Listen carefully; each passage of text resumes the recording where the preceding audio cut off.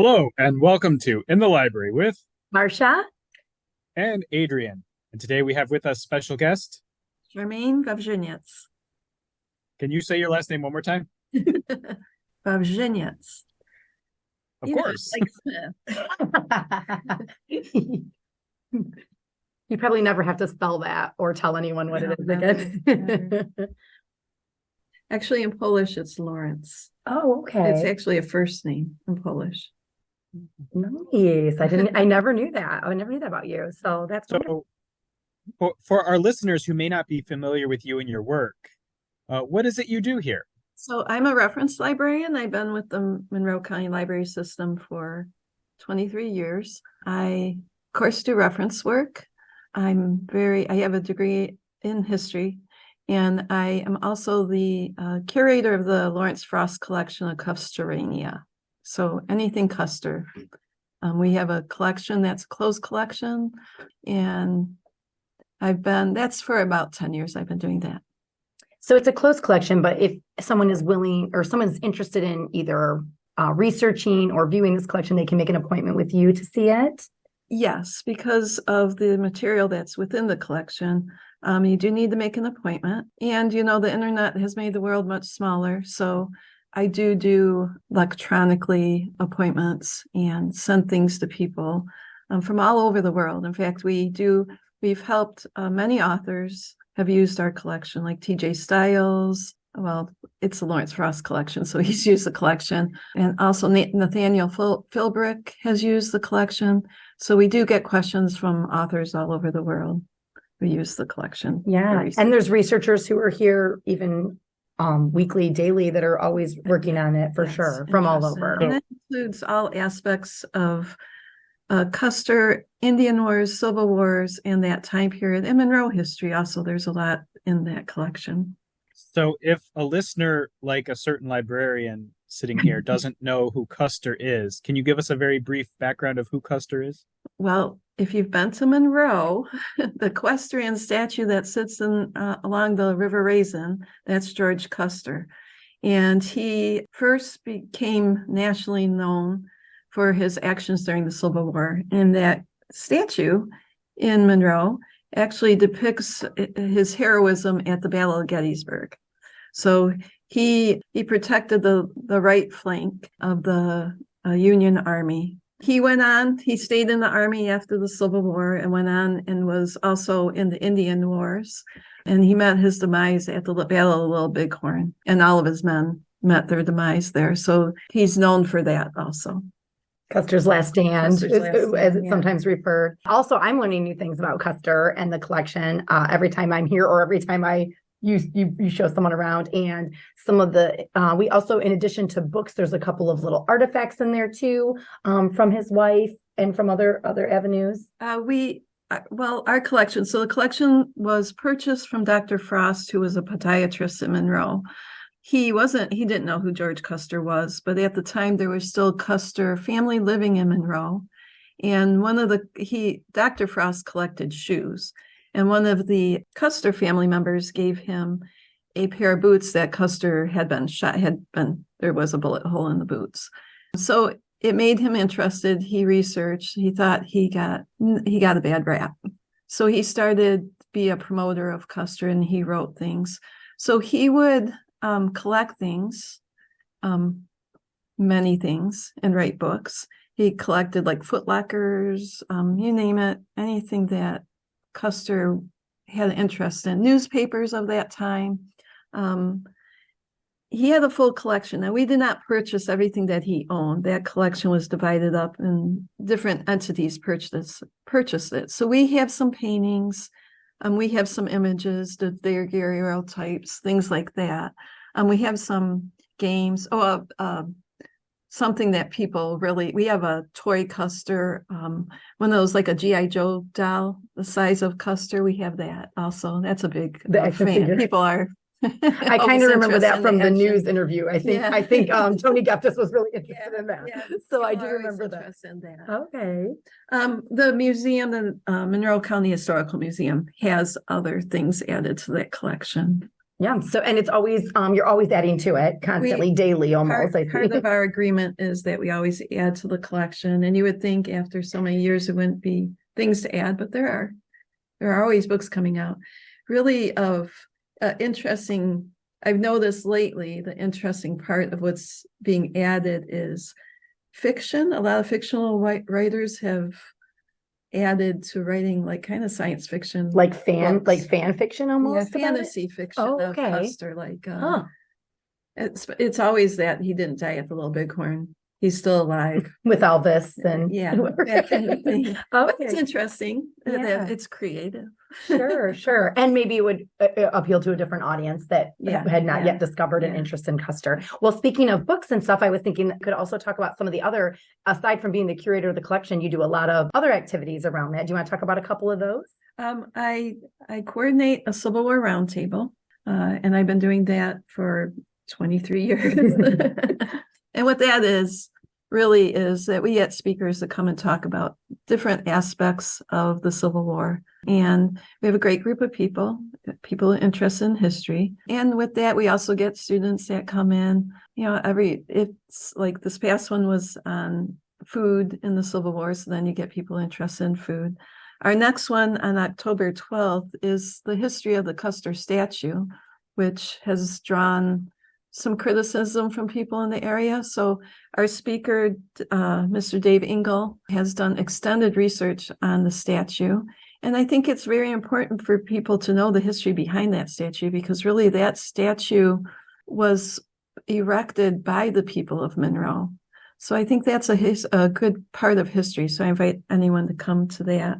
And in November, on November 9th, another interesting part of the Civil War in history is we're having author and historian Kimberly Simmons to talk about one of her great grandmothers, who was Carolyn Quarles. And Carolyn was an escaped slave as a teenager, and she made her way along the Underground Railroad, and she passed from Detroit to Canada. Mm-hmm. So that's another very interesting talk and important part of history that I invite people to come to. And on the more intimate basis, I also run a Civil War book club. So the Civil War Roundtable is more of a speaker comes and speaks to us. But in our book club, it's become a place, kind of another roundtable, where you can share your own ideas. So our next book that we're reading is Hymns of the Republic by S.C. Gwynn. And that really covers quite extensively the last year of the Civil War. And then we meet and we talk about the book and we talk about the Civil War. It's a nice evening. And you're accepting new members? Anyone welcome absolutely. To attend? Okay. Always. It's always open to the public. So Hymns of the Republic is September 28th. And then after that, our next book is Lincoln's Spies, Their Secret War to Save a Nation. If you would just contact me here at Ellis, I'd be willing to put you on the list. If you haven't read the book, you can come anyway. Some of our people don't read the book, and we still always have very interesting conversations. Yeah, that's great. I also have been enjoying, our listeners can't see it, but the PowerPoint presentation that was made. I've been learning new things about the Custer statue as well for the program. That's on display here upstairs at the Ellis Library and Reference Center upstairs. Is there more that you want to talk about with your programming? I think that's about it. Well, I know there's always more, but I mean, that's a lot. Adrian, do you have any burning questions for Charmaine today? I do, but I think I may have prepared these incorrectly. Okay. Do you prefer custard or soft serve ice cream? You did prepare those incorrectly. Shame on you, librarian. I prefer Lodi, so you'll have to figure out what that is. Oh, okay. Do you already know what that is, Adrian? Do you already know? Sometimes he knows random things. Don't cheat. I will plead the fifth. Okay, yeah, I don't know either. I learn something new every day here. I'll help you. It's Lodi. Okay, that's the spelling. All right, looking that up too. I got a list of things to look up. What is your favorite piece of silverware? I don't know. That's a deep question. Trying to think of what would be most useful in times of the apocalypse. Probably a fork, maybe. That's what I was thinking too. Like you could eat almost anything with a fork, even ice cream. And then it could be a tool, a weapon. I like how you think, Charmaine. Do you know the difference between a custard and a pudding? Well, it's probably in the way it's Baked. made. Yeah, is one baked? I feel like that was it. Or do you not know the Do answer? you know the answer? I do know the answer. It's probably either the ingredients or the way it's prepared. Yeah. A pudding uses a starch and a custard uses egg. Oh, yeah. Yes. Okay. I thought maybe one of them had egg in it. Custard questions. If you could ban one sandwich topping from ever appearing on a sandwich, what would you ban from appearing on a sandwich? Beets. Oh. My husband would agree with you. I'm always pushing beets. I love them. I would ban beets, period. Oh, not just on sandwiches. No. In existence. No, just ban beets. My husband's with you. I try to work him in, and he's like a little kid every time.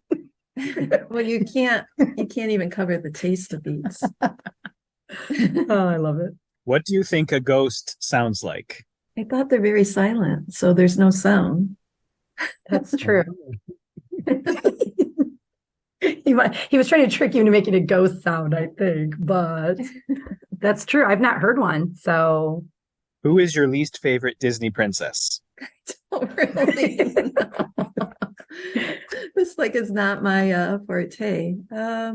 I don't know. Why don't you ask me what my least favorite Disney movie is? Or something that princess. Like Dumbo or Bambi, where the sadness is just overwhelming. Or Pinocchio. That's really got a lot of. Those are my sad ones too.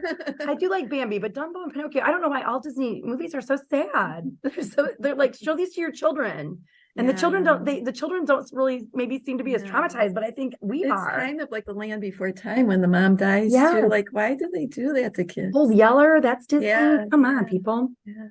A bunch of who's your least favorite princess, Adrian? My least favorite princess? Yeah. I think I would go with Sleeping Beauty because she didn't do a whole lot. She just kind of slept. That's true. It wasn't her fault. I'm not saying it was her fault, but she didn't do a whole lot. Yeah, she didn't make a big appearance till the end. So, Adrian, I have a little fast five for you. I'm actually I'm borrowing this concept. My niece was on not a podcast, but in a morning announcement, Facebook Live thing, and he did a fast five. So be ready. I'm going to start doing this with you every time. So quick, you got to answer quick too. You can't be thinking about them. So, Adrian, your favorite midnight snack? So is this something I just always have in the fridge or something I would prefer to always have? Or sure. I knew this wasn't going to be fast with you. Midnight snack. It wasn't going to be fast as soon as you told me it had to be fast. I know. Okay, so favorite midnight snack? I don't know, whatever's in the fridge. All right. Favorite type of music? Right now I'm vibing on synthwave. That's been my go. But give me an example of synthwave of a song. I can't name a single thing you'd have heard of. Thank you. All right. But what? What was your but there? Oh, I was going to say this morning I could not get off of 80s Japanese enka. What's your favorite vacation destination? Japan. I thought you'd pick that. Favorite emoji? The angry face. And your favorite car? Toyota Sprinter Trano. All right, yay! Thank you. I'm going to try to come up with better ones, but I'm going to do a fast five for you. You never answer questions, so. If I could ask our guest questions, since we're supposed to be talking to our guest. Go back to you, Adrian. If you were a right shoe or a left shoe, which would you be? Probably the left. Any particular reason? Nope, just came to my head when you asked. Why do you think the number 11 is not pronounced 1T1? For you to ask questions like that. I think somewhere in the past, someone had this future thought that there's going to be someone who's going to ask that question. We should start saying that 1T1, 1T2, 1T3. What is a crazy fact that you know that you don't think most of our listeners would know? I like that question. That's good. I know a lot of stuff. You've already coming to my head. You've already given me two things to look up. The pronunciation of Lawrence. I mean, not to look that up, but no one knows that. I know. So can I just go back to Wawrzyniec meaning Lawrence? That's true. You've already disclosed that, and I'm also looking up Lodi because I didn't know what that was either. I bet you know a lot of things, but no. No, I've always come, but I can't think of anything right now. So I'm. I don't know. After we're done, I'll probably think, I could have said that. You can email. You can add it in. All right. My last question for you here. What are you reading right now? Well, I'm reading Hymns of the Republic for my book club. And I'm reading Thomas Aquinas on angels. Okay. We were just talking about that the other day, how you read only nonfiction. Like you're not really a fiction reader. I'm not really a fiction reader. There's real life is far more interesting than fiction. Although people are creative with what they can come up with their stories, but I like real life. So I love that. Is there anything else that you'd like to share? No, I think we've covered everything. More than everything. With those questions, yeah. Adrian's very thorough in his investigation and his inquiries. I try to keep it real. Do you have anything, Adrian? Any programs you want to plug or talk about, or anything going on? By the time this comes out, all my programs are over. So I know. Well, I will remind everyone to go to mymcls.com and search the events calendar. And on Friday, November 3rd at 1:00, we do have Jackie and Gary coming to the Ellis Library and Reference Center in the afternoon, singing all the good old songs again. Also, the exhibit of the Ukraine War and Resistance photo exhibit that was just here at the Ellis Library and Reference Center is being sent to the Bedford Library. So you guys are going to be displaying that. If you did not get a chance to come here or one of our other branches to see this exhibit, you can now head to Bedford to check that out. It was a pretty amazing photo collection of some of the photos from Ukraine, and it's been traveling around. And of course, there's all kinds of story times are back in session. So I always say we have something for everyone of every age somewhere around the county. So check it out. All right. We want to thank everyone for listening in. We would like to thank Charmaine for being here with us. Hey. And this has been In the Library with Marsha, our left shoe, Charmaine.